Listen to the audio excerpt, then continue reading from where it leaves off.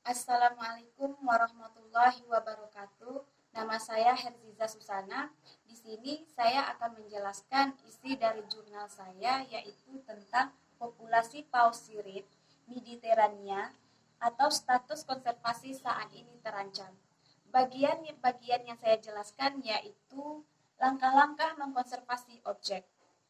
Menurut jaringan regulasi IMO mempunyai 3 langkah, yaitu yang pertama secara hukum, yang kedua secara ilmiah, dan yang ketiga secara politik. Yang pertama yaitu secara hukum.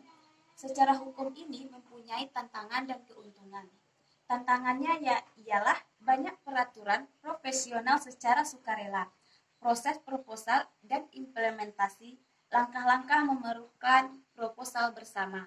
Sedangkan secara keuntungannya yaitu organisasi internasional dengan mendata pengiriman internasional, mendata atas negara ketiga dalam konteks konservasi regional. Peraturan khusus IMO ini tersedia kompetensi untuk menangani ABNJ. Yang kedua yaitu secara ilmiah. Tantangan yang secara ilmiah ini yaitu mengetahui ilmiah di ABNJ langka. Studi tentang kepadatan kapal paus tumpang tindih kurang banyak di daerah.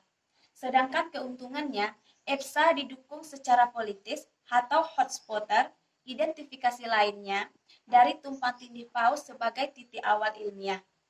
Kemampuan beradaptasi langkah-langkah spesial IMO ini lebih mampu mencerminkan dinamika pengetahuan yang muncul dan dinamika perilaku paus.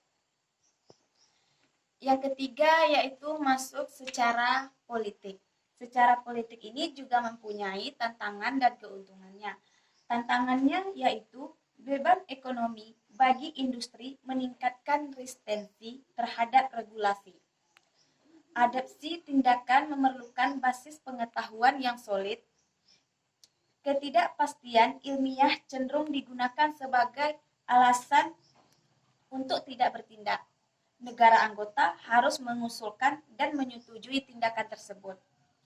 Sedangkan secara keuntungannya ialah penjangkauan dan otoritas yang luas, forum internasional, kerjasama untuk lintas batas, peraturan yang dihormati secara internasional yang juga menghindari lemahnya nasional hukum perlindungan laut. Tindakan yang didukung IMO ini cenderung diterapkan secara nasional. Sektor yang sangat regulasi yang memfasilitasi implementasi dan kepatuhan yang tinggi terhadap tindakan mitigasi serangan terhadap paus kapal telah ditunjukkan. Perencanaan pelayanan lanjutan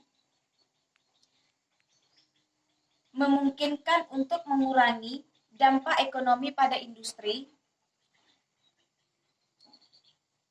Tren IMO menjadi lebih hijau melalui kebijakan pengurangan CO2 terbaru dan interaksi well-ship, pengaturan panggung untuk kolaborasi lebih lanjut.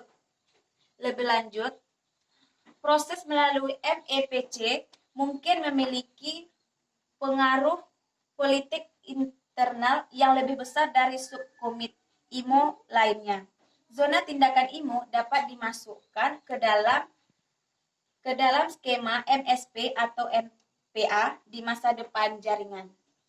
Sekian dari hasil presentasi isi dari jurnal saya, lebih dan kurang saya mohon maaf. Assalamualaikum warahmatullahi wabarakatuh.